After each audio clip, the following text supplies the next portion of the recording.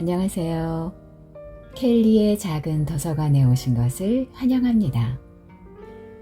오늘은 임성용 작가의 맹순의 바당을 소개해 드리겠습니다.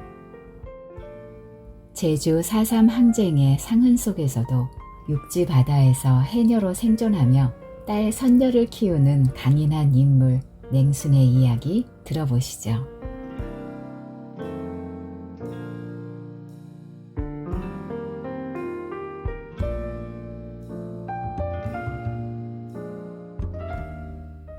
지코초는 뒤로는 산, 앞으로는 바다밖에 없다. 외정 때 파놓은 방공호를 어부들이 창고로 사용하던 곳이었는데 전쟁통에 온갖 종류의 불황자들이 모여들어 판잣집을 짓고 살게 되어 촌이 되었다. 항구에서 코끼리 언덕을 향해 집들이 늘어서 있다. 외정 시절부터 덧지어진 적산 가옥들은 모두가 다닥다닥 붙어 있어서 어느 하나가 무너지면 다 같이 무너질 것처럼 위태로웠다. 언젠가 불이 나서 동네 반이 불탔고 태풍에 파도가 넘어와 또 동네 반이 사라지기도 했다.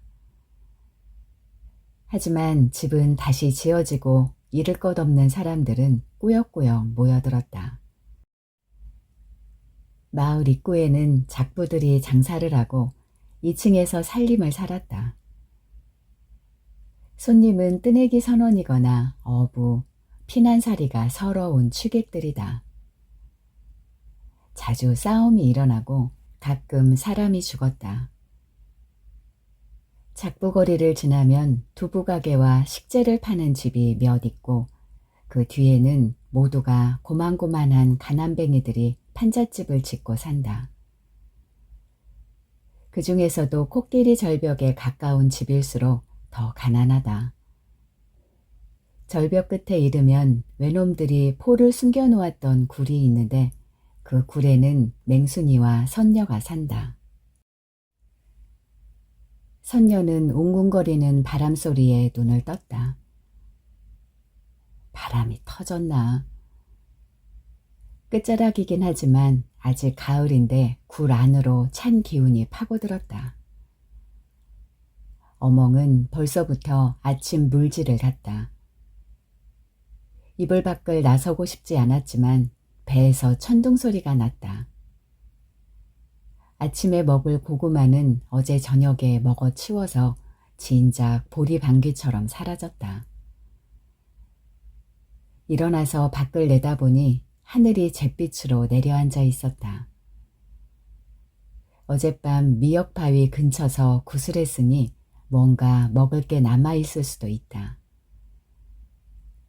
아침 어멍도 물질이 끝나면 그쪽으로 나올 테니 없어도 그만이다.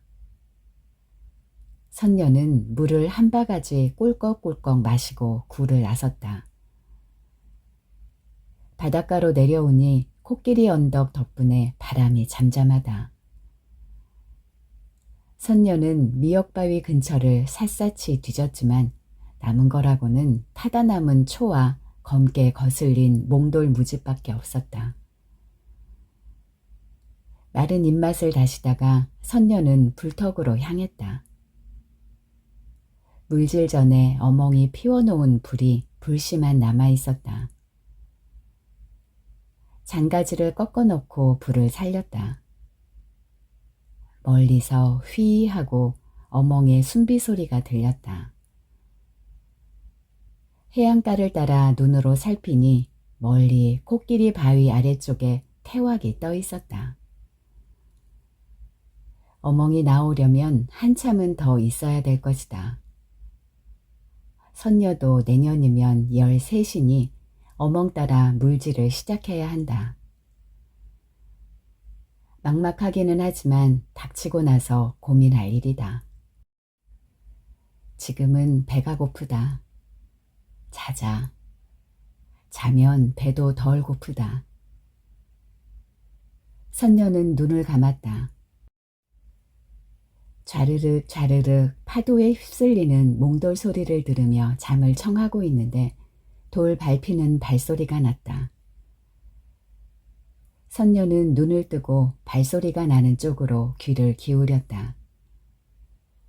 발소리는 점점 가까워졌다. 고개를 들어 빠끔히 불턱 밖을 내다보자 덕수가 미역바위 쪽으로 걸어가고 있었다.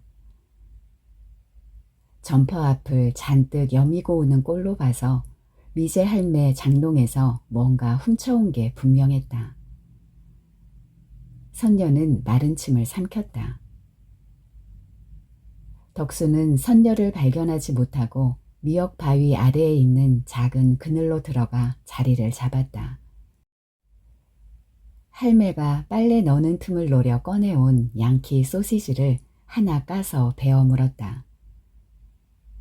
가지만한 고기 덩어리를 씹자 짭조름한 기름기가 입안에 가득 퍼지며 웃음이 나왔다. 누가 어깨를 툭 쳐서 놀란 눈으로 돌아보니 선녀가 서 있었다. 보나마나 물질 나간 맹순이를 마중 나왔을 것이다. 선녀는 덕수보다 2살 위였지만 학교에 가지 않았다. 부산말과 제주도 말을 섞어 쓰고 야가 빠지기로 아이들 사이에 소문이 나 있었다. 먹고 덕수는 품속에 남은 소시지를 의식하며 선녀를 쏘아보았다. 네 이씨가 빨갱이 장교인 거 아나? 선녀는 툭하니 말을 뱉어놓고 야릇한 표정을 지었다. 덕수는 고개를 가로저었다. 이씨는 1년 12달 낡은 군 야상에 워커를 신고 다리를 절며 다녔다. 언제나 몇 개 남지 않은 일을 드러내고 웃으며 누구 집 똥을 푸거나 잔치집 돼지를 잡거나 누구 집 지붕을 고쳤다. 동네에 허드렛 일은 이씨가 도맡아 했다. 일이 없을 땐 낡은 리어카를 끌고 고물을 주우러 다녔다. 게다가 이씨는 벙어리였다. 동네 각다기들이 따라다니며 벙어리라 노래를 불러도 짜증 한 번 낸 적이 없다. 그런 이씨가 빨갱이 장교라니. 이 얍삽한 가시나가 양키 소시지를 노린다는 건 알았지만 빨갱이라는 말이 주는 두려움과 혹시 이씨가 위장 간첩이 아닐까 하는 생각에 덕수는 얼어붙고 말았다. 끌고 다니는 고물 리어카에서 무전기 같은 걸 본 것 같기도 했다. 이거는 비밀인데. 선녀는 이야기를 끊고 덕수 손에 들린 소시지를 쳐다보았다. 덕수는 반을 잘라 내밀었다. 개눈 감추듯 먹어치운 선녀가 손가락을 빨며 말했다. 니 이거 아무한테도 말하면 안 된다. 알안? 덕수가 고개를 끄덕이자 선녀가 말을 이었다. 이씨 벙어리가 아니다. 내 접대에 이씨가 술 많이 먹고 울 어멍한테 이야기하는 거 다 들었다. 전쟁 때 폭격마장 다리 빙신이 돼서 도망도 못 가고 산에 숨어 살았댄 하더라. 전쟁이 끝나고 우리 동네로 슬그머니 들어왔다 하대. 그때부터 벙어리 행세했다 안 했나. 이 멸문 빨갱이 냄새 새 나간다고. 이야기를 멈춘 선녀가 덕수를 노려보았다. 네 양키 더 있어? 덕수가 눈치를 보다가 품에서 남은 하나를 꺼냈다.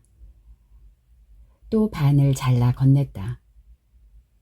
선녀는 이번에는 천천히 아껴 씹으면서 말했다. 빨갱이 장교들은 넘한테 피해주면 안 된다고 그리 교육받는다 카대. 전쟁 때도 빨갱이들은 양반이었다 카더라. 양석도 소도 갑당 7원 가져가고. 선녀가 손가락에 묻은 기름까지 핥으며 뒷맛을 다시고 있을 때 멀리 맹순이가 망사리를 둘러매고 물 밖으로 걸어 나오고 있었다. 자갈 밟히는 소리에 고개를 휙 돌려본 선녀가 덕수 쪽으로 다시 고개를 돌렸다. 니 이거 절대 말하면 안 된다. 알안? 니 말하면 양키 훔친 거 다 일러줄 끼다. 그라고 말해도 사람들이 믿지도 않을 끼다. 니만 혼나고. 맞는 말이었다.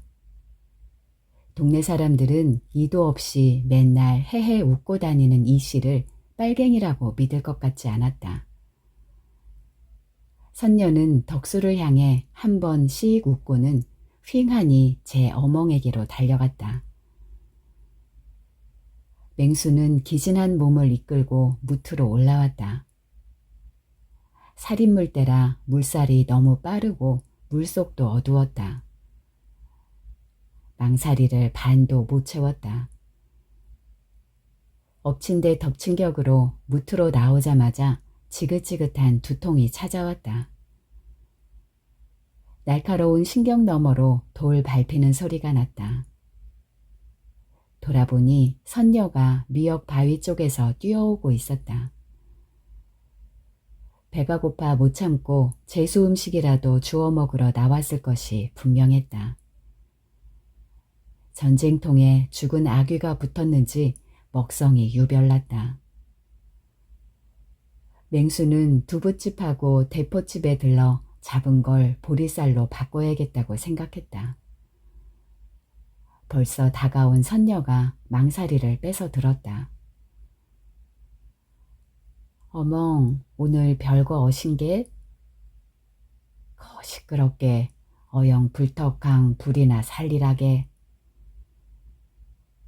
맹수는 비창을 망사리에 담으며 자잘하게 역정을 냈다. 선녀는 입을 비중 내밀고 앞장서서 걸었다. 하늘이 더 낮게 내려온다 싶더니 희뜩하니 눈발을 흩날리기 시작했다. 흩날리는 눈을 타고 지긋지긋하게 맹순을 따라다니는 두통과 함께 그날이 머리 위로 내려왔다. 낮부터 눈이 내리더니 밤에는 얼추 한 뼘이나 쌓였다. 달아빠진 대빗자루로 마당을 쓸던 몽돌은 다랑시골 끄시리집 사랑을 떠올렸다. 올봄 만세절 기념식 날 읍내에서 난리가 나서 사람이 여럿 죽었다. 그 후로 흉한 소문이 하루 걸러 들려왔다. 몽돌은 그때부터 밥마시를 끊었다. 벌써 몇 달이 지났지만 오늘도 끄시린의 사랑에서는 투전판이 벌어졌을 것이다. 끄시리 놈이 빌려간 50원도 되받아야 하고 마누라밖에 모르는 꽁생원이라 입방아를 찧어댈 놈들을 생각하면 한 번은 가야 했다. 되옵소. 걸핏하면 사람 죽는 소문이 뒤숭숭한데 어디 밥마시를 납숙과. 밥마시를 간다 하면 마누라 끝분이 그 큰 눈망울을 대굴대굴 굴리며 이리 말할 것이 틀림없었다. 제풀에 못해진 몽돌은 대빗자루를 던져버리고 권련을 말아 물었다. 엄동을 재촉하는 눈은 하염없이 내려 쌓이고 있었다.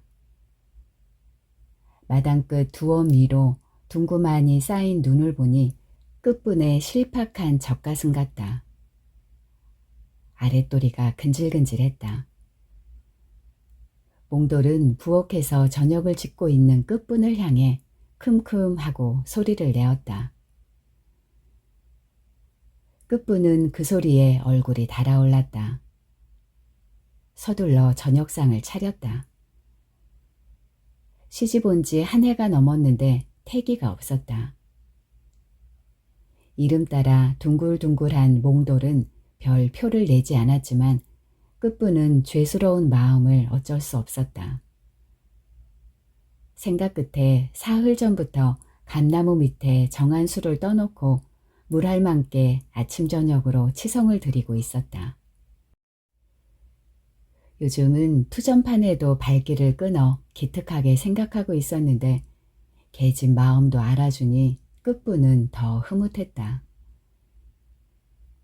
아침 물질 때 잡은 전복도 한 마리 구수하게 굽고 낮에 받아놓은 막걸리도 한 사발 밥상에 올렸다.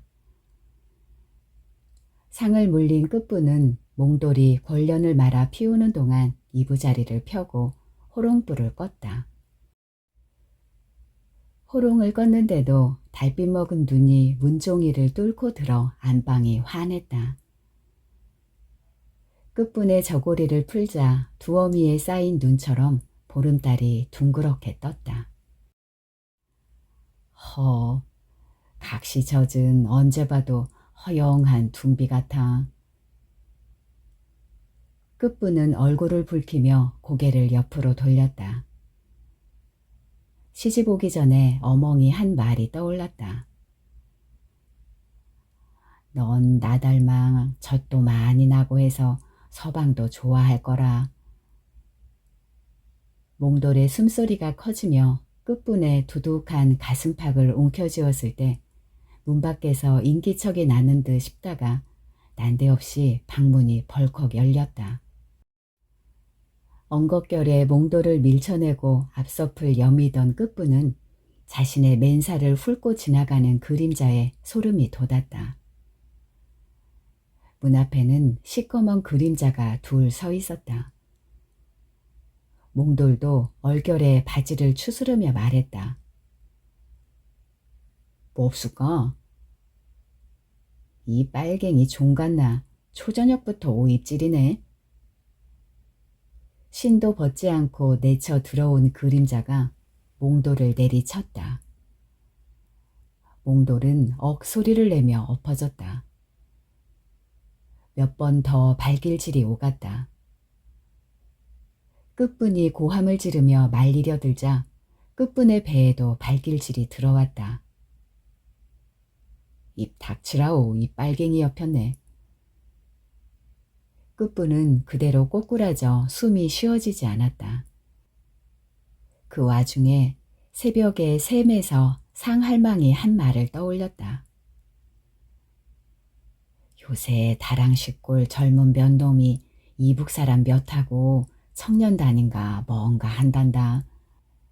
군인들 등에 업고 빨갱이 소탕 작전인가 한댕 하멍 밤이영 낮이영 가리지도 않고 마음 안 드는 집들 몽땅 들쑤시고 쯔쯔 외정 때부터 노름질에 한량짓이나 하던 놈들이 그런 놈들이 뭘 소탕 한댕 말고 똥 묻은 놈이 겨 묻은 놈 나물 한댕 하더니 그 꼴 아님시냐? 아이고 할망 말 조심합소. 이러다 난리 났구다. 며칠 전에 다랑 시골서 수도 없이 사람 죽었댄 안 합니까 께. 옆에 있던 점례가 목소리를 한껏 낮추어 할망을 말렸다. 끝부는 한참 만에 숨을 내쉬었다. 고개를 돌려보니 몽돌은 손발이 묶여있고 입에는 재갈이 물려 있었다. 깨진 정수리에서는 피가 흘러내렸다. 부들부들 떨고 있는 몽돌의 눈에서는 분노와 안타까움이 눈물이 되어 흘러내리고 있었다. 저기 뭘 잘몽 아랑와수다. 저흰 빨갱이 아닌 마심. 무슨 오해가 있어 이렇게 된 거 가수다게. 미처 말을 다 잇기 전에 끝분의 눈앞이 번쩍했다. 정신이 희미하게 돌아오자 울음소리가 들렸다. 그냥 울음이 아니라 입을 닫고 울부짖는 것처럼 들렸다. 몽돌이었다. 정신이 돌아올수록 그 소리는 몽돌이 내는 소리라는 걸 알 수 있었다. 어서 몽돌에게 가야겠다고 눈을 뜨자 눈앞에 웬 낯선 사내의 얼굴이 보였다. 들썩이며 번들거리는 눈빛을 올려다보며 끝부는 이건 꿈이라고 생각했다. 꿈이라도 이런 지독한 꿈은 빨리 벗어나고 싶어 고함을 치고 거부하려 해도 소용이 없었다. 목소리가 나오지도 팔다리가 움직여지지도 않았다. 꿈은 한참 동안 계속되었다. 끝났다 싶다가 다른 눈빛이 다시 번들거렸다. 몽돌에게 빨리 가야 하는데 이 지독한 악몽은 끝나지 않았다. 다시 눈을 뜨자 가슴께가 묵직했다. 풀어 헤쳐진 옷자락 위로 이불과 시렁이 떨어져 얹혀 있었다. 일어나 앉으려 힘을 주니 온몸에서 바늘 같은 통증이 일었다. 어디가 성한지 구분을 할 수 없었다. 억지로 몸을 일으켜 앉으니 활짝 열린 방문 밖으로 하얗게 달을 품은 눈이 마당 가득 보였다. 그 위로 어지럽게 찍힌 발자국들이 대문을 나서고 있었다. 끝부는 무거운 손을 들어 아랫도리를 만져보았다. 손끝으로 쓰라린 통증과 엉긴 피가 느껴졌다. 악몽이 아니었다. 이럴 때는 바당에 들어가야 하는데. 끝부는 이런 순간에도 바다를 떠올렸다. 물질을 시작한 13 이후로 끝분에게 바다는 어망의 약속 같은 것이었다. 상할망이 가르쳐준 대로 물할망께 정성스레 빌고 바다에 들어가 물질을 하면 날카롭게 머리를 쑤셔대던 두통도 웬만한 몸살도 저절로 나았다. 끝부는 자기도 모르게 흐르던 눈물이 터진 입술에 닿자 쓰라린 통증과 함께 정신이 들었다. 입술을 앙다물었다. 어떻게든 몽돌을 살려야 했다. 옷매무새를 여몄다. 일어서니 다리가 부들부들 떨렸다. 뜨락을 내려서서 눈을 한 움큼 쥐어 얼굴에 비볐다. 푹신하고 차가운 온도가 마음을 어느 정도 진정시켰다. 끝부는 다시 눈을 한 움큼 쥐어 입속으로 우겨 넣었다. 입을 앙다물고 눈이 녹기를 기다렸다가 삼켰다. 다행히 삼키는데 불편함은 없었다. 달이 감나무 가지 끝에 걸린 걸 보니 날이 밝으려면 아직 한참 남았다. 그렇다고 마냥 앉아있을 수는 없었다.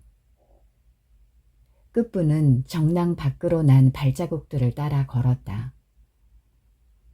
다리를 옮길 때마다 사타구니에 바늘 같은 통증이 일었지만 이를 악물고 걸었다. 발자국은 동네를 빠져나와 군부리 쪽으로 향하고 있었다. 군부리로 오르는 초입부터 여기저기서 내달아온 발자국들이 여럿 엉켜 있었다. 가쁜 숨을 몰아쉬며 한참을 올랐을 때 어디선가 울음소리가 들려왔다. 끝분의 심장이 요동치기 시작했다. 서둘러 발자국을 따라 오르다가 우거진 살림죽을 헤치고 나서자마자 끝부는 주저앉고 말았다. 휘영청 밝은 달빛을 먹은 눈밭에 지슬자루 마냥 주검들이 널브러져 있었다. 그 앞에 한 여인이 숨죽여 울고 있었다. 끝부는 엉금엉금 눈밭을 기어다니며 주검들을 뒤집어 보았다. 몽돌을 찾아야 하는데 몽돌이 여기 있으면 절대로 안 된다는 생각이 들었다. 인혁은 여기 오실 거요. 그렇고 말고. 하지만 네 번째 주검을 뒤집자 검은 빛으로 퉁퉁 부은 얼굴에 귀미 사마귀 점이 눈에 들어왔다. 끝부는 숨이 막혔다. 정신이 없어 말을 더듬는 사이 누가 어깨에 손을 얹었다. 깜짝 놀라 돌아보니 상할망이었다. 상할망이 끝분의 손을 잡자 그제야 눈물이 왈칵 나왔다. 네, 이럴 줄 알아서 밤중 내내 삽작밖에 소란스라방 내다박신 뒤 군부리로 올라가는 뒷꼭지가 딱 분이 너랑 닮아서라. 아이고, 이게 무슨 일이냐. 정신 차리라게. 지금 정신 안 챙기면 너도 죽어. 알아들엄서? 상할망이 끝분의 뺨을 철썩 갈겼다. 끝분은 울다가 어안이 벙벙해서 할망을 쳐다보았다. 빨갱이 마누라로 몰림은 너도 죽은 거. 저 잡놈들이 살인기가 시영 탐나 사람 모조리 빨갱이로 모랑 죽이려는 건디. 정신 차령 내 말대로 해라. 그래야 산다. 내 말 알아들어 지커냐? 끝분은 온몸이 떨려왔다.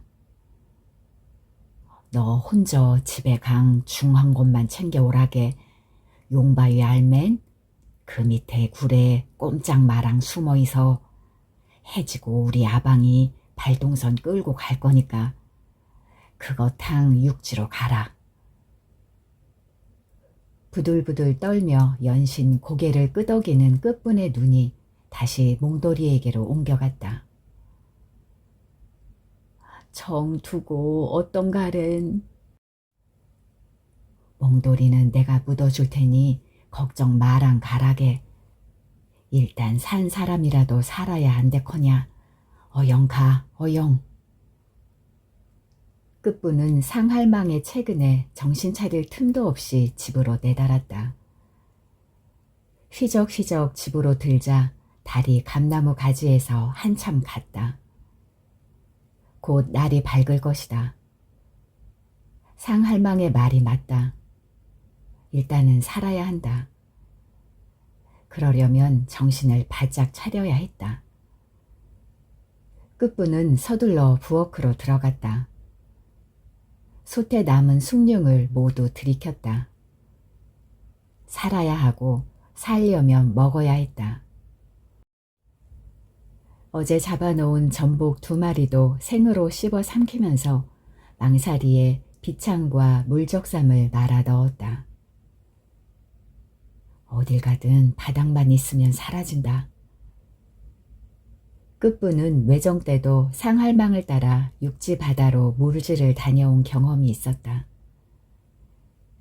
이는 어려도 상군이어서 상할망이 육지 바다로 물질 갈 때면 끝분을 살뜰히 챙겨서 데리고 갔다. 방으로 들어가 먼저 장 속에 숨겨놓은 지전을 찾아 버선 속에 찔러 넣었다.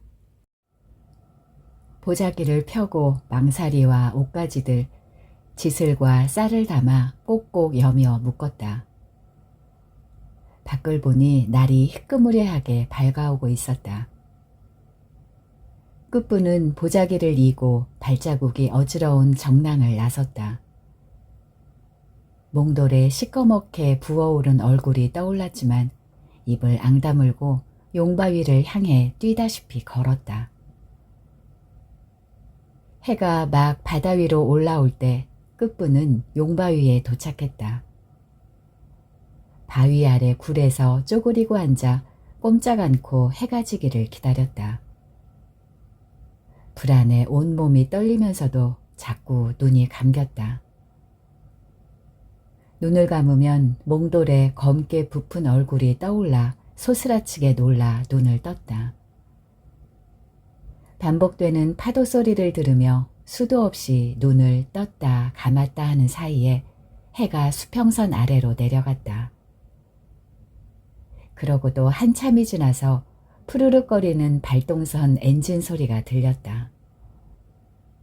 소리는 점점 다가오다가 이내 멈췄다. 끝분이 굴 밖으로 얼굴을 내밀자 달빛이 바다에 길을 내고 있었다. 정신을 가다듬고 보니 달빛 속에 배가 조용히 떠 있었다. 배 위에 구부정한 그림자 하나가 이쪽을 바라보고 있었다. 하르방이 조용히 기다리고 있었다. 끝부는 보자기에서 물적삼과 물소중이를 꺼내 서둘러 갈아입었다. 다시 보자기를 여며 목에 둘러묶고 바다로 뛰어들었다. 겨울바다의 차가운 온도에 몸이 움츠러들었지만 마음은 푸근해지고 떨리던 몸이 가라앉았다. 손발을 뻗어 헤엄쳐 나가자 굳었던 몸이 살아나기 시작했다. 눈부시게 잔잔한 바닷길이 너무 고와서 끝부는 이 길 따라 물할망 곁으로 가는 것도 좋겠다 싶었다. 달과 바다와 물할망이 끝분을 품어서 배로 인도했다.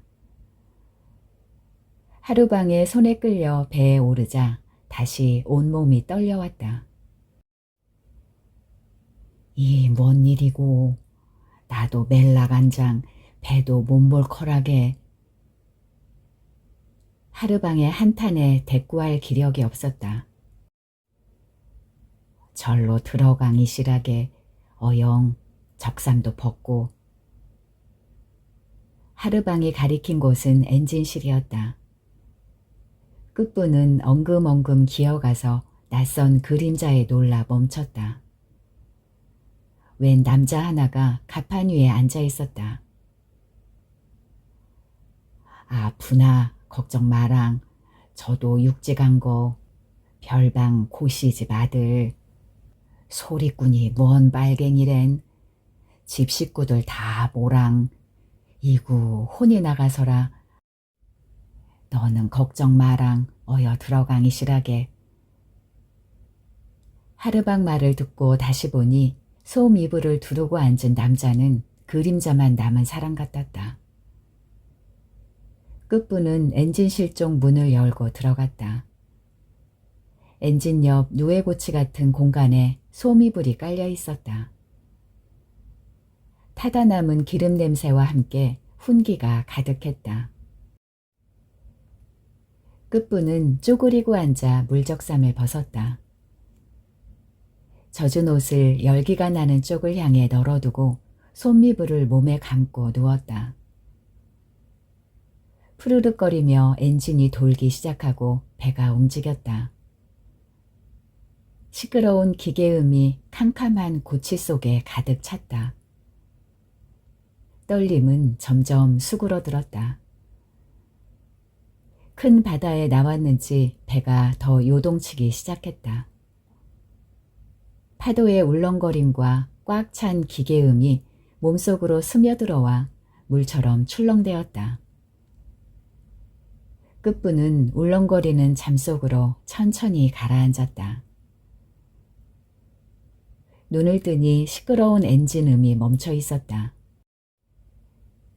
엔진실 쪽문 틈으로 빛이 새어 들어왔다. 날이 밝았다. 끝부는 보자기를 끌러 옷을 걸치고 널어놓은 물적삼을 말아 넣었다. 문을 열고 나서자 낯선 바다 냄새와 함께 찬바람이 얼굴을 쓸고 지나갔다. 일어나심은 여기부터 햄서. 하루방이 삶은 지술 2개와 조롱박을 내밀었다. 끝부는 잠자코 물을 마시고 지술을 씹어 삼켰다. 주위를 둘러보니 작은 항구에 닿아 있었다. 항구를 따라 외정때 지은 건물들이 줄지어 있었다. 아직 인적이 없는 갯가를 따라 눈을 옮기자 멀리로 낯익은 언덕이 보였다. 지코촌이다. 몇 해 전 장에 잠깐 들렀던 기억이 남시냐? 지코촌이라면 예전에 동해로 출가를 떠날 때 쌀하고 소금을 사러 들른 적이 있었다. 하르방 말로는 외정 때 파놓은 방공호를 어부들이 창고로 사용하던 곳이었는데 해방 후에 온갖 종류의 불황자들이 모여들어 촌이 되었다고 했다. 여기가 떠돌이가 마낭 숨어 지내기 좋을 거라. 어떠하든 살아야 되매 살다 복문 세상이 달라질 거난 그때 집에 다시 갈 생각도 하고이. 어제 그 사람은 걔는 벌써 갔다. 배 대자마자 쏜살같이 내달았어. 끝부는 고개를 끄덕이며 보자기를 품에 안았다. 떨리는 다리를 추스르며 배에서 내리자 하르방이 소미불을 가져와서 보자기에 같이 묶었다. 일단 잠잘 때 먼저 차장 댕겨. 넌 상군이라 어디 바닥만 이심은 사라진다게.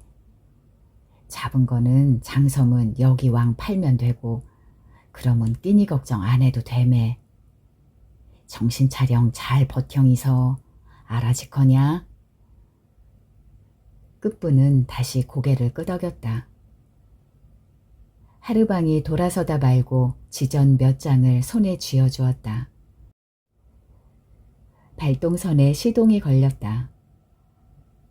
하르방의 구부정한 뒷모습과 요란한 발동선 소리가 바다 너머로 완전히 사라질 때까지 그 자리에 서 있었다.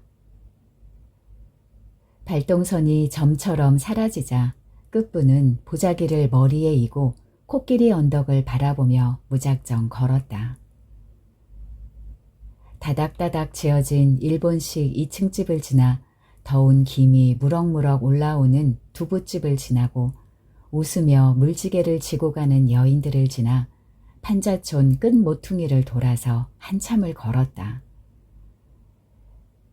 바다 건너에서는 사람이 죽어가는데 육지에서는 아무 일 없이 하루가 시작되고 있었다. 끝부는 사람이 없는 곳까지 걸었다. 길은 코끼리 언덕 아래에서 끝났다. 끝나는 곳에 휑하니 뚫린 굴이 있었다. 끝부는 굴로 들어갔다. 굴은 오래전에 버려진 것으로 보였다.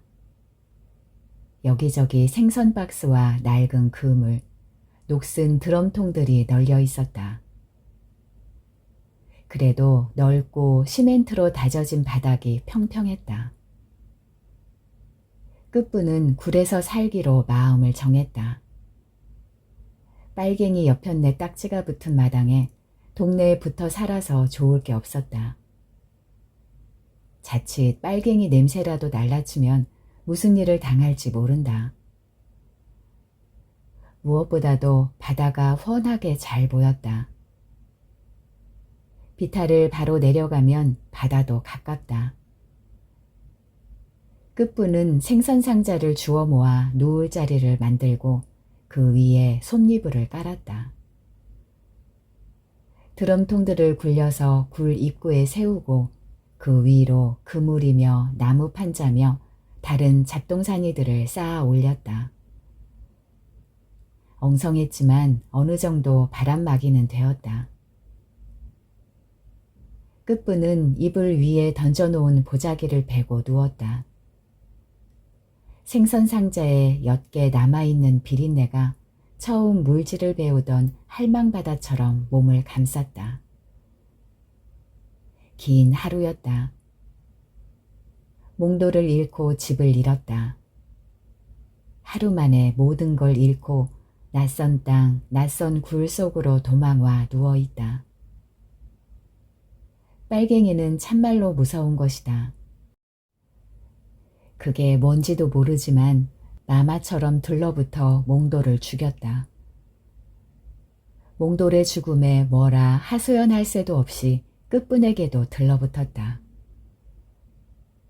혹 빨갱이 냄새라도 새어나가면 이번에는 자기가 죽을지도 몰랐다. 끝부는 이름을 바꿔야겠다고 생각했다. 들러붙은 빨갱이 여편네 냄새가 가려져야 했다. 누가 들어도 우스운 이름이어야 한다. 끝부는 점리의 동생 순이를 떠올렸다. 이름은 순이였지만 맹한 구석이 있어 동네 사람들이 맹순이로 불렀다. 끝부는 맹순이가 되기로 했다. 그래, 이제부터 고향으로 돌아갈 때까지 나는 맹순이다. 일단 버텨보자. 상할망 말대로 정신 바짝 차리고 맹순이로 살아보자. 끝부는 다짐을 하고 눈을 감았다. 어둑한 굴 속에는 빈 드럼통 속에 갇힌 바람이 웅웅거리며 울었다. 맹수는 다음 날부터 부지런하게 움직였다. 가만히 있으면 그 밤에 번들거리는 눈빛들이 떠오르고 몽돌에 신음 섞인 울음소리가 들려왔다. 생각을 지우고 끊임없이 몸을 움직였다. 먼저 바다로 내려가 물질하기 적당한 곳을 고르고 돌을 쌓아 불턱을 만들었다. 죽은 몽돌처럼 둥글둥글한 돌들을 쌓고 있으면 다시 그 밤이 떠올랐지만 그럴수록 더 열심히 몸을 놀렸다. 불을 피우고 물때를 맞춰 하루 2번 물질을 하고 잡은 걸 손질해서 말렸다. 굴과 바다를 오갈 때마다 돌을 주워와 굴 입구에 바람벽을 쌓았다. 그래도 시간이 남으면 코끼리 산에 올라 갈비며 나뭇가지를 주워다 불턱에 쌓아두었다. 장이 서는 날에는 말린 물건들을 망사리에 가득 담아 팔러 나갔다. 장이 열린 포구 모퉁이에 가만히 앉아 말린 미역이며 전복, 해삼을 늘어놓았다. 간간히 사람들이 값을 물었지만 맹수는 그저 맹하니 앉아 있었다. 주는 대로 돈을 받거나 보리쌀, 콩을 받기도 했다. 그렇게 번 돈으로 필요한 것을 샀다. 흥정은 하지 않았다. 맹한 표정으로 달라는 대로 값을 치렀다. 될 수 있으면 동네 사람들과 마주치지 않으려고 애를 썼다. 우물에 물을 들어갈 때도 아무도 없는 이른 새벽에 갔다. 할 수 없이 사람들과 마주칠 때는 맹순이로 행동했다. 다행히 겨울이 지나도 맹순이를 빨갱이로 의심하는 사람은 없었다. 하지만 봄이 막 시작될 무렵 맹수는 몸이 이상해지는 걸 느꼈다. 유난히 몸이 무겁고 물질이 힘들었다. 정신없이 몸을 놀리느라 그러려니 했는데 곰곰이 생각해보니 달거리를 2번 쉬었다. 맹수는 덜컥 겁이 났다. 그토록 기다리던 아이였는데 이렇게 올 줄은 몰랐다. 더군다나 누구의 시인지도 알 수 없었다. 그날 밤 번들거리는 눈빛들이 떠오르고 몽돌의 충혈된 눈빛이 맹순을 노려보고 있는 것 같았다. 귀신의 시인지도 모를 아이를 낳을 수는 없었다. 그렇다고 몽돌의 아이가 아니라고 생각하고 싶지도 않았다. 그런 아이를 낳으면 고향으로 돌아갈 수도 없다. 온 동네가 수군될 것이다. 맹수는 이러지도 저러지도 못하고 생각을 없애려 더 부지런히 몸을 움직였다. 그날도 아침부터 부지런히 물질을 하고 불턱에 와서 잠깐 몸을 녹이다가 까무룩 잠이 들었다. 맹수는 따뜻한 고향 바당 속을 헤엄치고 있었다. 반가운 마음에 느긋하게 바당을 유영하는 물고기처럼 물길을 따라 흘러갔다. 어디로 가는지는 중요하지 않았다. 언제나 그랬듯이 물알망이 길을 가르쳐 줄 것이다. 흔들리는 미역들 사이를 헤치고 그저 앞으로 헤엄치면 그만이다. 맹수는 아래로 더 아래로 아무것도 보이지 않는 곳에서 별처럼 떠가는 빛을 따라 계속 헤엄쳤다. 아득하고 아늑하여서 그대로 가라앉고 싶을 때 물할망이 비창을 들고 나타났다. 너울거리는 도포에 왕방울만한 눈을 부라리고 노기를 띤 얼굴로 맹순을 노려보고 있었다. 맹수는 무섭기도 하고 그립기도 한 이상한 기분에 사로잡혔다. 물할망이 자기를 데리러 온 건지 벌하러 온 건지 알 수 없어 그저 두 손을 비비며 빌었다. 물할망님 용서합소. 그저 용서만 합소. 맹수는 뭘 잘못했는지도 몰랐지만 끝도 없이 용서를 빌었다. 가만히 노려보던 물할망이 손에 든 비창을 맹순의 손에 쥐어주었다. 그러자 맹순의 배가 부풀어 오르기 시작했다. 점점 부풀어 올라서 태왁보다 커지다가 몸 전체가 커다란 공기방울이 되어 떠오르기 시작했다. 위로 올라갈수록 주위가 밝아지고 공기방울도 그에 따라 점점 커졌다. 맹수는 수면에 다다르면 터져버릴 것 같은 두려움에 잠액질을 해보았지만 공기방울이 된 몸뚱이는 버둥거리며 떠오를 뿐이었다. 그저 다가오는 수면을 지켜보며 마지막을 기다리는 수밖에 없었다.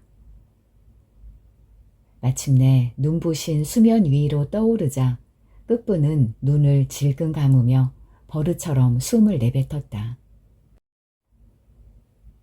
맹수는 깜빡 잠에서 깨어났다. 손에 비창이 들려 있었다. 예사꿈이 아니었다. 맹수는 아랫배를 쓰다듬어 보았다. 더 이상 고민할 필요는 없었다. 물할망이 길을 가르쳐 주었다.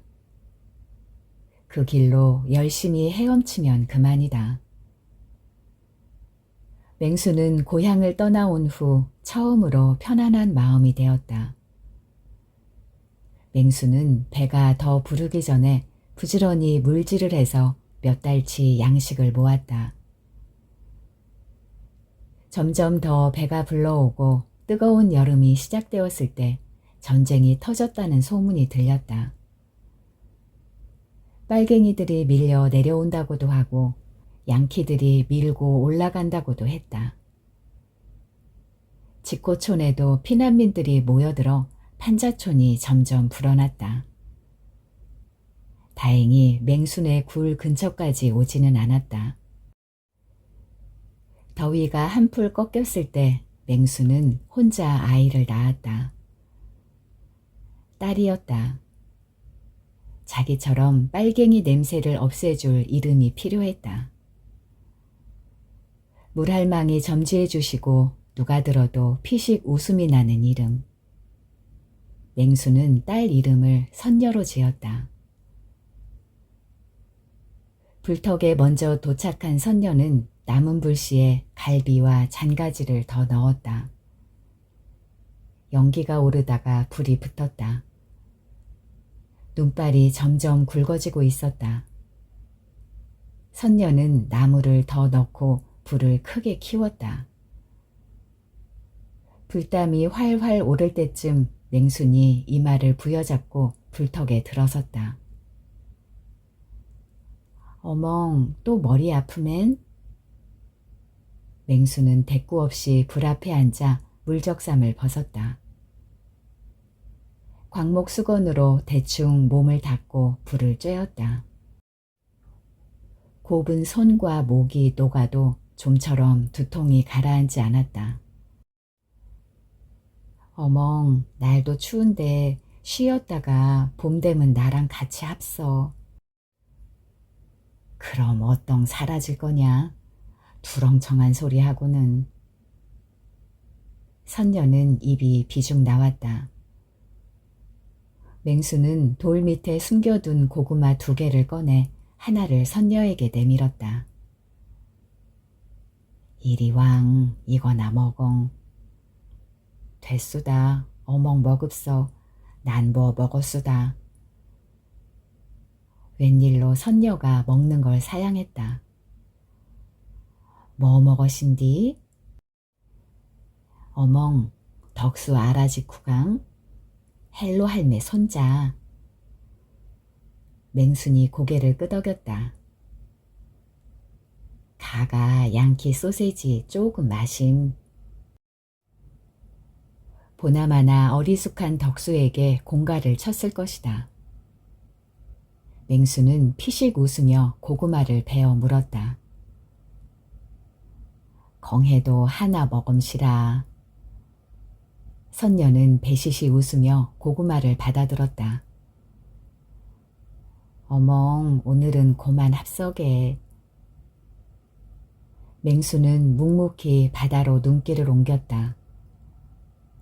눈꺼풀 속에서 눈동자가 검게 빛났다.